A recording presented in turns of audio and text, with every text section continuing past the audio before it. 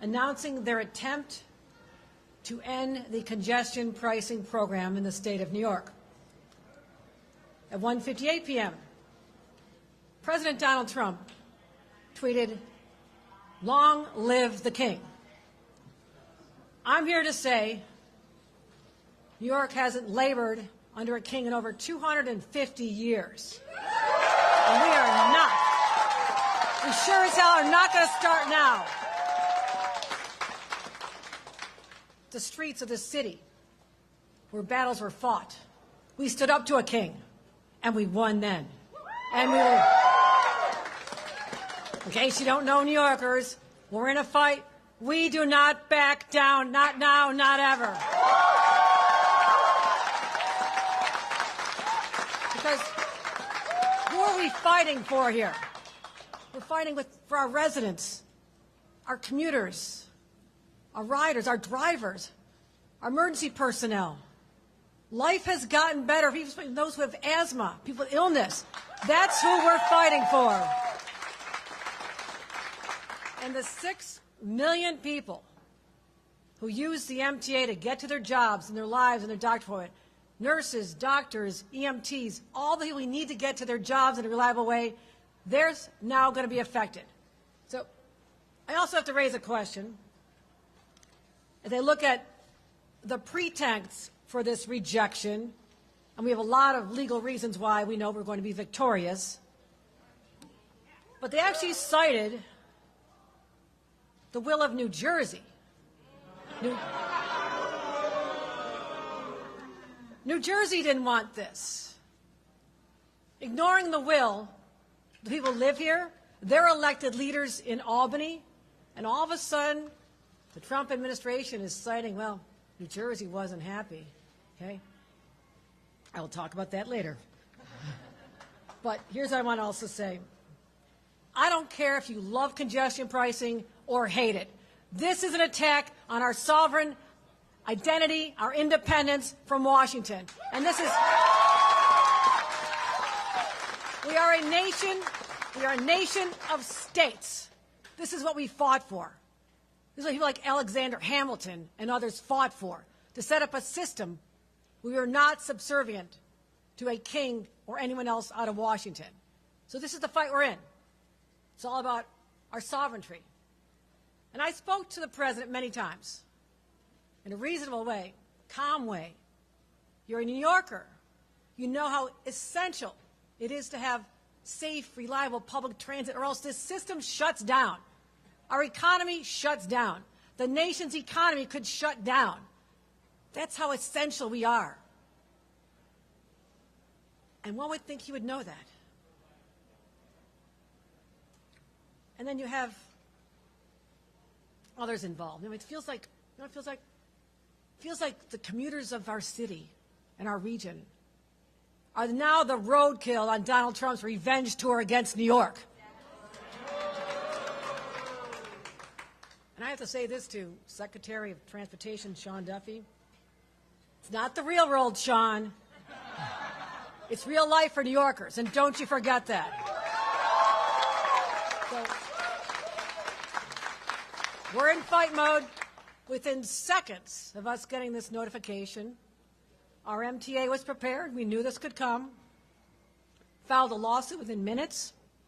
I'm very confident we'll be successful. And I also want to say the cameras are staying on. We are keeping the cameras on.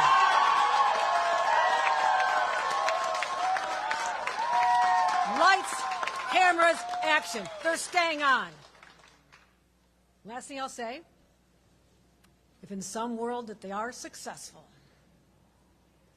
the next time you're stuck in traffic, the next time your train is delayed, the next time you're in a flooded station because infrastructure repairs were not made, I want you to think of this. Think about this. Next time you're stuck in traffic.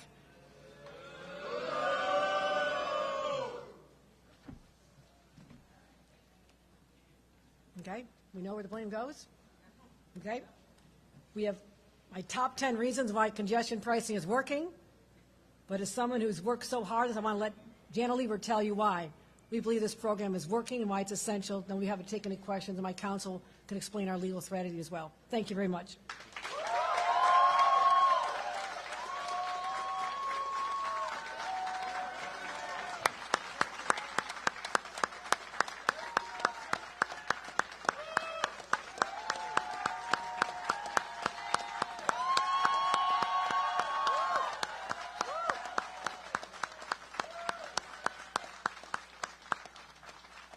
Wow.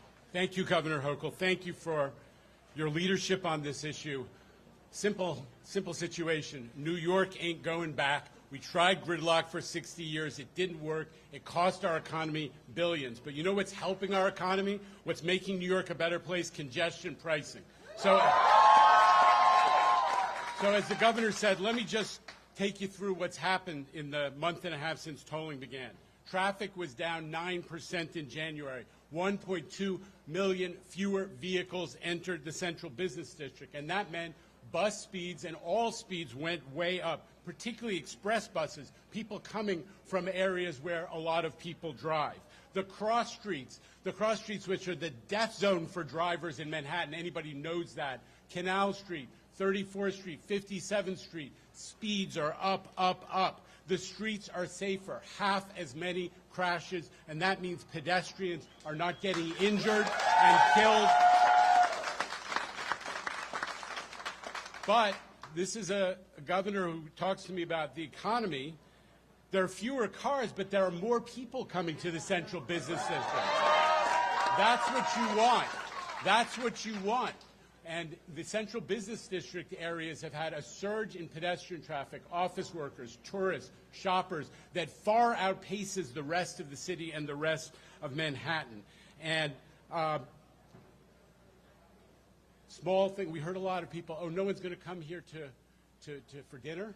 Restaurant reservations up 7% since congestion pricing, far outpacing the other cities on the East Coast. Broadway is humming. Gross is up 25%. Audience attendance up 20%. Yellow cabs were concerned. They've had a hard time before COVID and during COVID. Their trips and their tips are up 10%. Their yellow cab drivers are seeing a lot more money. And a small fact that might, I don't know, interest President Trump, commercial office leasing in the month of January of 2025 compared to 2024, up 61%. Is that a vote of confidence? People want to be in New York. People want to come to New York, and they're signing leases. New Yorkers are seeing the difference. As the governor alluded to,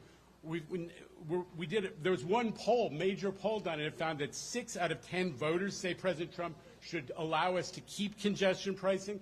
And interestingly, 7 out of 10 drivers, the people who regularly drive to Manhattan, are saying this is good, this is a good deal, and they are saying keep congestion pricing. So it's mystifying that after 4 years of environmental study, a 4,000-page environmental review, that the U.S. DOT would seek to reverse course. So we're doing, I just want to reinforce what the governor said. We're doing exactly what the federal government asked of New York and everybody. We are doing a thoughtful local solution. I thought the Republican Party was in favor of local control. I thought the Republican Party was in favor of local control. And so, as you said, Real World New York, a new episode, tells you at our density, 9 times Phoenix or Houston, one of those Sunbelt cities, we don't have enough room to have everybody come to our streets in a car. We just don't have enough room. So, as the governor said, within moments of receiving that letter, we responded with a lawsuit which says, number one, we're seeking a declaratory judgment that this is not proper, and number 2, we're not turning off the tolls until there's a court.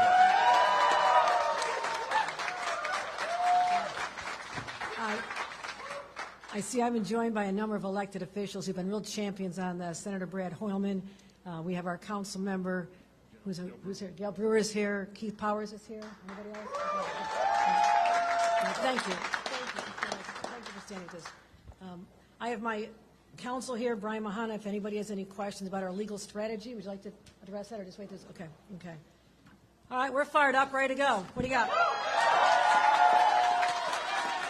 We'll take a couple of questions. Allie Bauman back there in the blue, CBS 2. Allie. Governor Hochul, I wonder if you think that it's a coincidence this letter came on the same day that Mayor Adams was in court over the DOJ trying to remove the case against him, or if you think the Trump administration is trying to send a message in sending this letter today.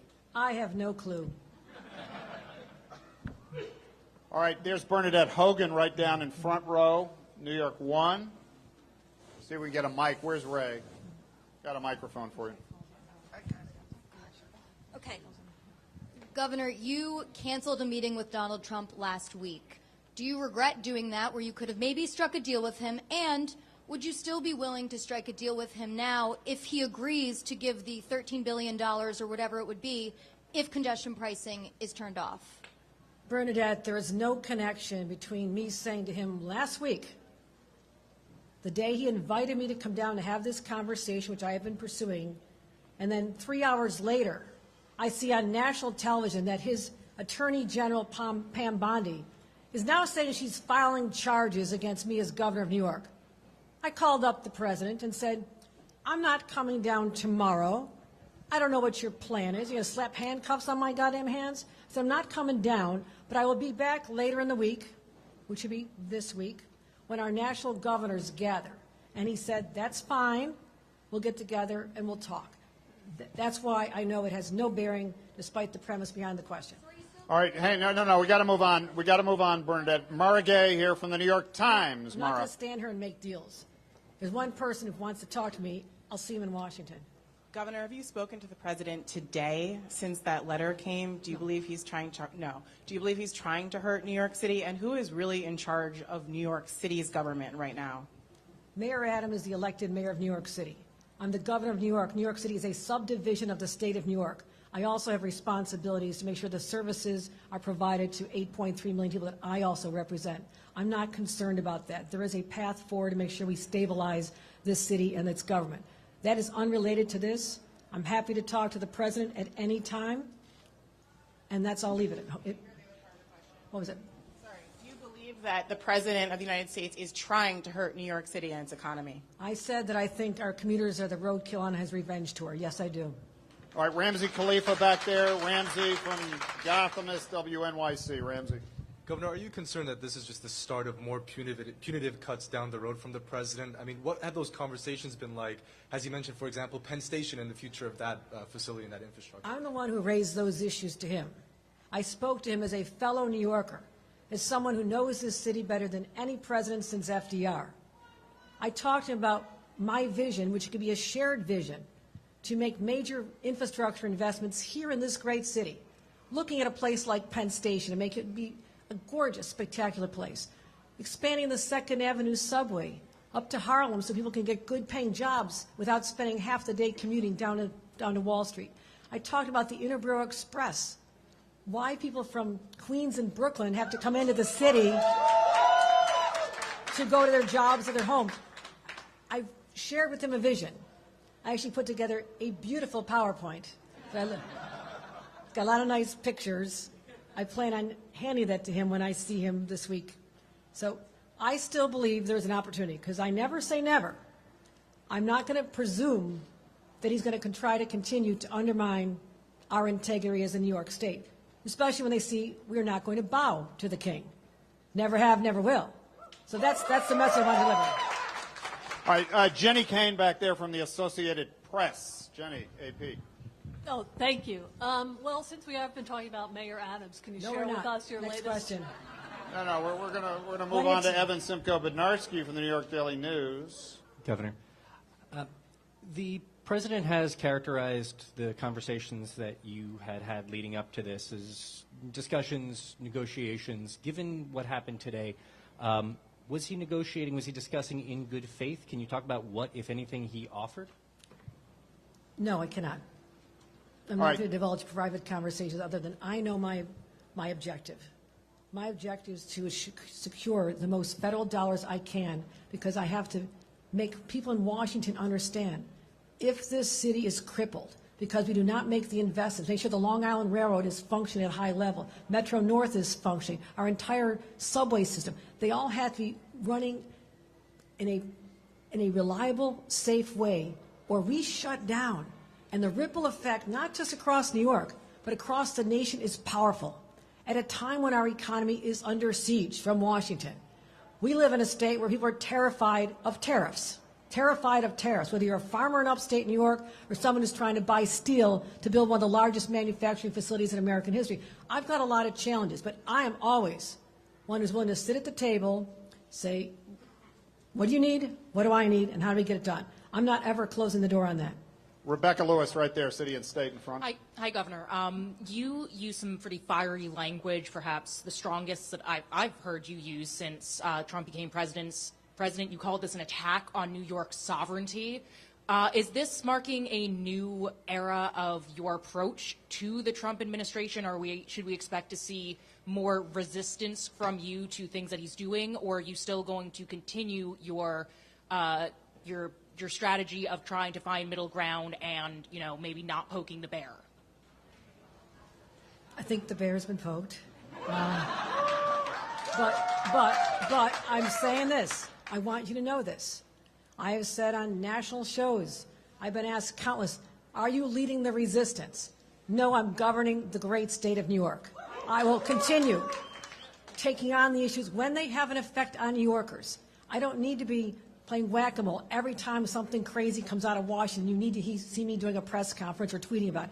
That's not how I have effective leadership. I need to pick my fights. And as someone who's watched, I've watched a lot of First Blood, okay? You probably don't know what it is. Everybody watch First Blood? Someone draws First Blood, you respond.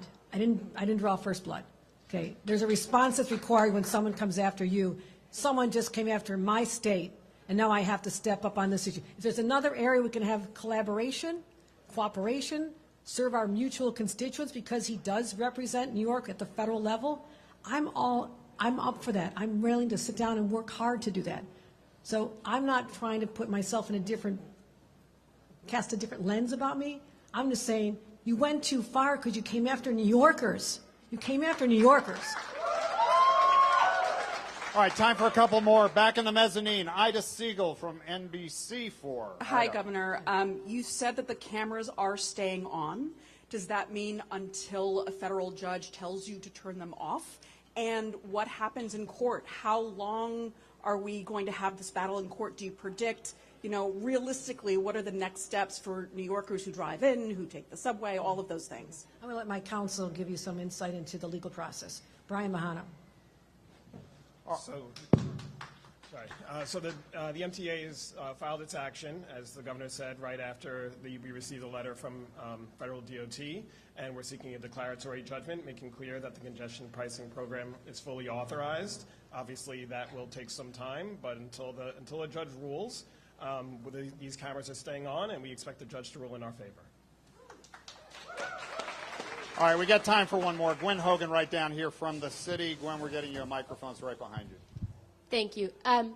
Does the MTA have a contingency plan if the president is able to turn off congestion pricing? And what would it take for you to determine that Mayor Eric Adams was no longer able to govern New York City? I'm ignoring the second part of the question because I said that's another day. But No, we have no contingency plan. And as Brian Mahana just said, we're highly confident that this program is going to stand up to in court. Remember, we've been sued in every court east of the Mississippi. We won every time. This is going to be another one. All right, thanks, everybody. Thank you so much. I just want to say one more thing. You talk about other states. Again, in case you didn't pick this up, the weak legal theory that they have come back with us, and we know we can defeat, also is predicated on what New Jersey wants. Think about that. I'm so happy people from New Jersey come here. About 80% come by public transit, right, Giano? About 80%, they already take public. I want to make sure that there's a world-class program for our New Jersey guests and commuters. But in what world should we be standing down the will of another state, right? I mean, that just doesn't happen. I mean, I personally would like to have all the New York teams playing in New York, okay? Okay? I'm not proposing that the federal government go annex the Meadowlands, but so there's a certain respect you have that you need to have for the boundaries of our states. So New Jersey residents, come, you're welcome, but you're not forced to come here. This is the flaw in their argument. They have choices. Keep coming, we love you. That's great. But the people who live here, who are real New Yorkers, they're the ones who I have to listen to and I will always fight for. Thank you very much, everybody. Thank you. Thank you very much.